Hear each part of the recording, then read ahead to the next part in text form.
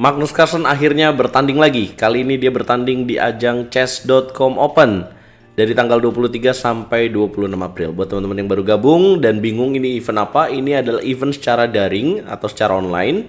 Mereka bermain di tempatnya masing-masing.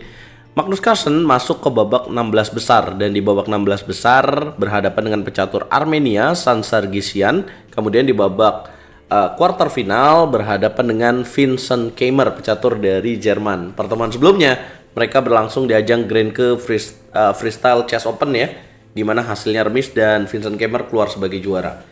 Teman-teman, lu harus nonton video ini sampai habis. Kenapa? Karena lagi-lagi lu akan lihat magic atau sulap dari langkah-langkah Magnus Carlsen di game ini.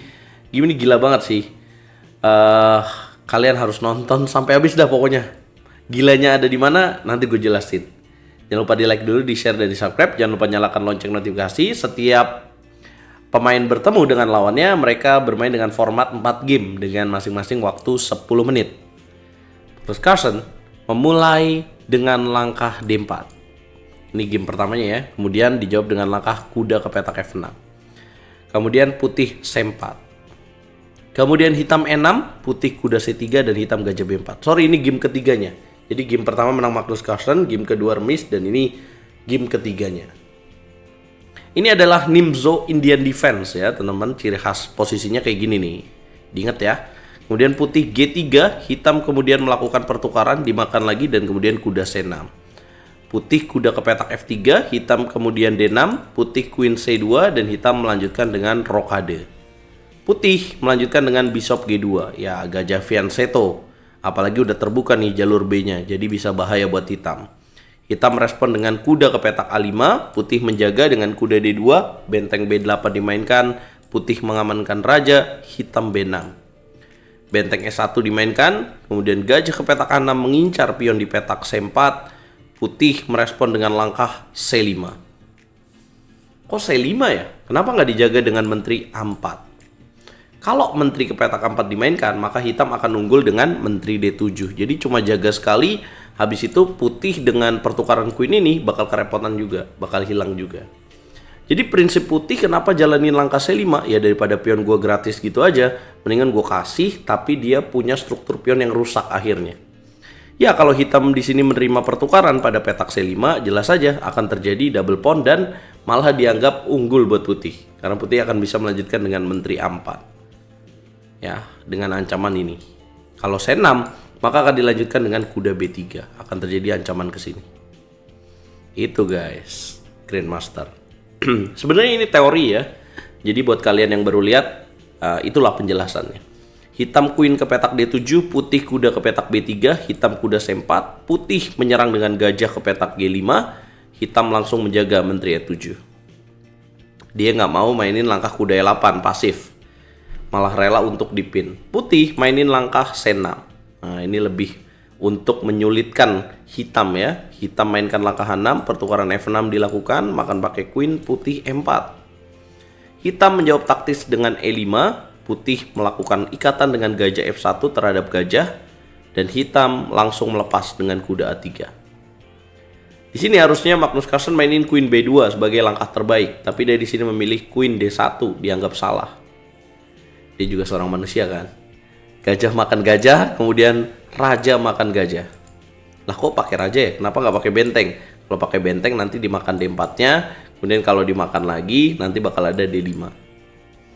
Kalau dimakan percuma, unggul sementara doang nih, bakal ada benteng D8, kemudian pionnya akan lemah di sini. Kalau tadi ketika dorong D5 menolak dengan E5, maka kudanya pionnya jatuh di petak C6 gitu. Itulah kenapa makan pakai raja. Menteri E6 dimainkan, tujuannya mau ke sini juga, raja G2, kemudian F5 didorong. Putih D5, queen ke petak G6. Putih kuda D2, hitam B5. Putih F3, hitam kuda C4. Ini sebenarnya udah better position for black ya, tapi hitam di sini melakukan kesalahan dengan kuda C4, bikin keunggulannya menurun. Pertukaran terjadi, kemudian benteng B1.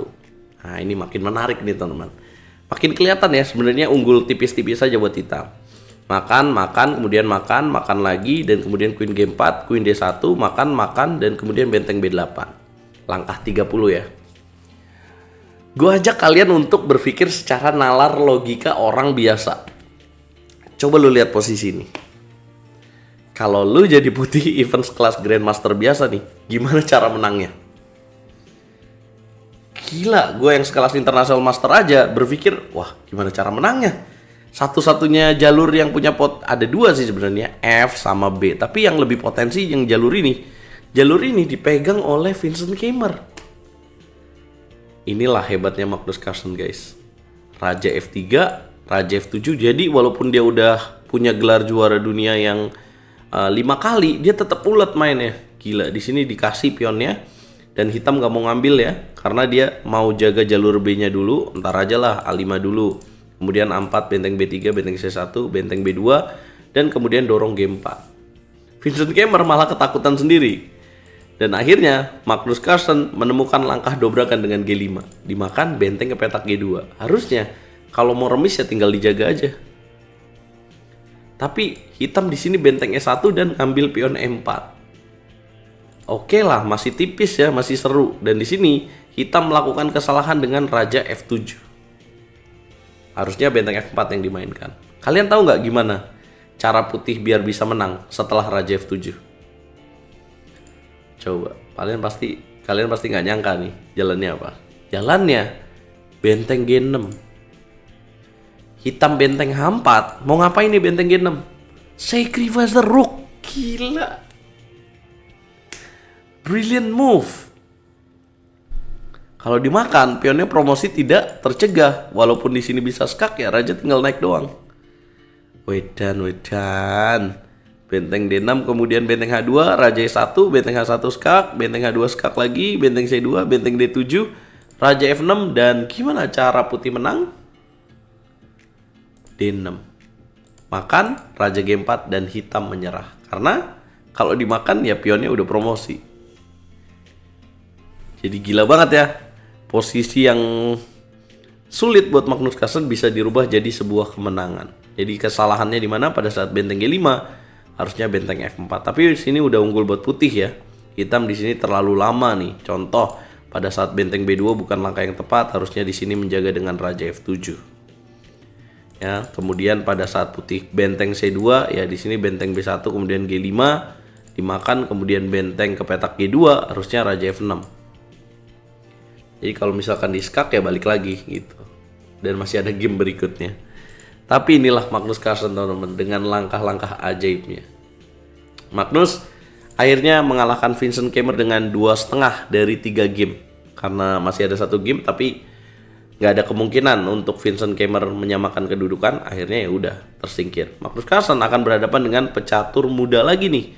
Dia akan berhadapan dengan Denis Lazarevic di babak semifinal winner bracket. Jadi ada 2 bracket ya. Ada bracket pemenang, ada bracket yang kalah.